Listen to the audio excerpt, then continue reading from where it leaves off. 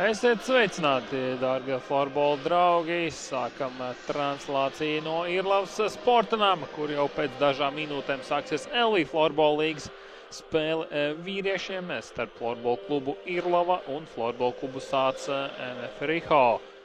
Renārs Stančiks, Māreks Stančiks. Spēle uz vidi, tur Zalmans netiek pie bumbiņas, tikmēr Kristaps Volsks atgūst bumbiņu un vārti! Renārs Stančiks gūst savus 11. vārtus.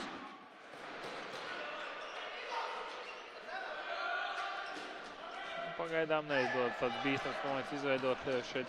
Nedaudz sapinās šķiet Māreks Stančiks, bet viņš spēja nokontrolēt bumbiņu un vēl rezultīvi piespēlēt nevienam citam kā Kristupam Kazlovskim. Turpina spēlēt.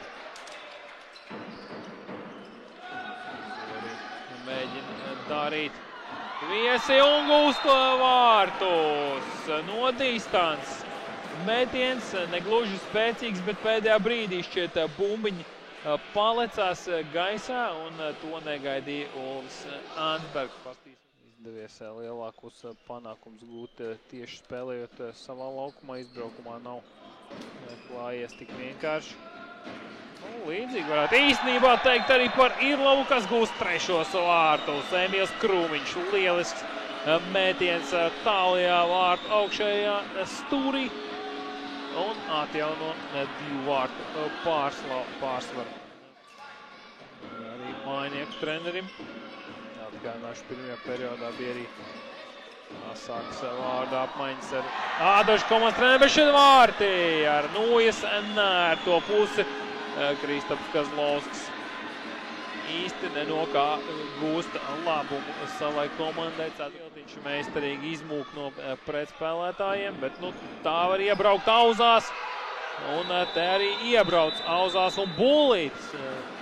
Respektīvi soda mētiens tiek piešķirts pret Ulvi Ansbergu.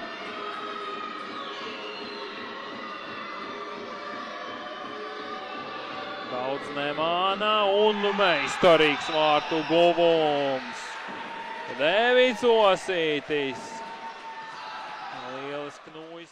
Šodien bijis īpaši aktīvs. Bija pāris mētieni no distances otrajā periodā. Nesakmīgi šeit labi izspēle un vārti! Renārs Stančiks oficiāli kļūst par otru labāko vārtu guvējs starp līgas vadošās komandas šeit savā laukumā un cerēsim uz aizraujošu cīņu arī trešdien. Un vārti! Izdodās no tālās distances Kasparam Klāmeram pārspēt pozīcijā 13 sekundes līdz šīs spēles beigām. Kustina bumbiņu mētiens atkal Ansbergs. Un vēlreiz vietā 2-1, un tas ir arī viss. Irlava nosargā savu vārtu drošību 6-2.